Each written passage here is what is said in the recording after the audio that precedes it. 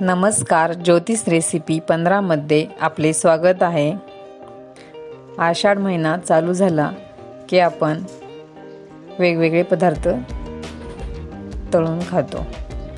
तसेच आज मी गोड पुऱ्या बनवणार आहे।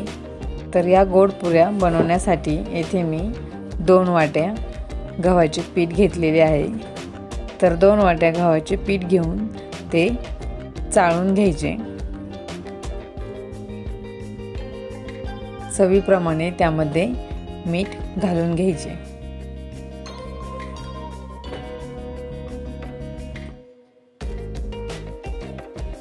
ज्या वाटीने पीठ घेतले आहे त्याच वाटीने 1 वाटी कट करून गूळ घ्यायचा आणि तीच 1 वाटी पाणी घ्यायचे। जेवढा गूळ ज्या वाटीत गूळ घेतला असेल त्या वाटीनेच 1 वाटी पाणी घ्यायचे आणि गॅस पेटून पातेले गरम करायला ठेवून त्यामध्ये 1 वाटी गूळ आणि 1 वाटी पाणी घालून घ्यायचे। गूळ पाण्यामध्ये विरघळेपर्यंत पाणी ते गरम होऊ द्यायचे। पाण्यामध्ये गूळ विरघळल्याच्या नंतर ते थंड करून घ्यायचे।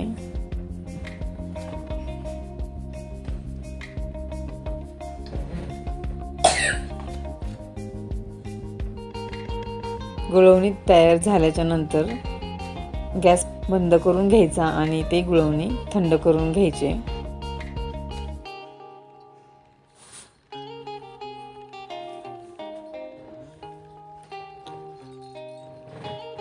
आणि गाळणीने गाळून घ्यायचे। म्हणजे गुळामध्ये थोडाफार काही ऊसाचे कचरा वगैरे असेल तो निघतो।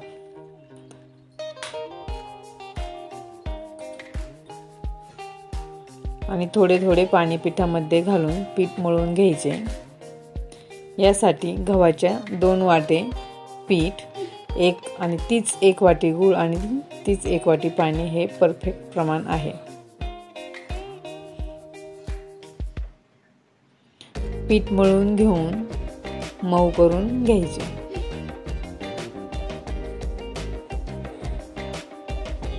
पीठ मऊ करून झाल्याच्या नंतर त्याला थोडेसे तेल लावून 5-10 मिनिट भिजत ठेवायचे।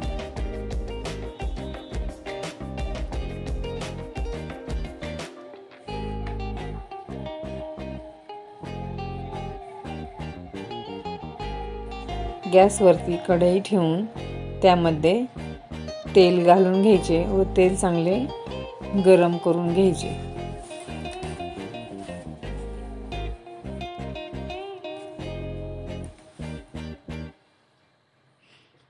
तेल गरम झाले की छोटे छोटे उंडे बनवून पुऱ्या लाटून घ्यायच्या।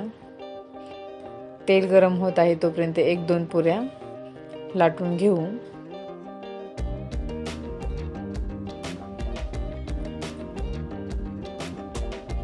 तेल गरम झाले की नाही हे पाहण्यासाठी तेलामध्ये थोडेसे पीठ घालून पाहिजे। आणि तेल गरम झाले की अशाच 2-2 पुऱ्या लाटून घ्यायच्या आणि तळून घ्यायच्या।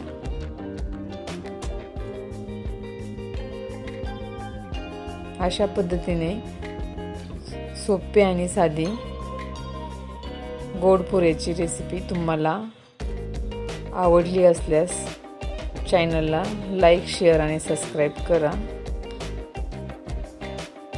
आपल्या गोड पुऱ्या तयार आहेत। Thank you.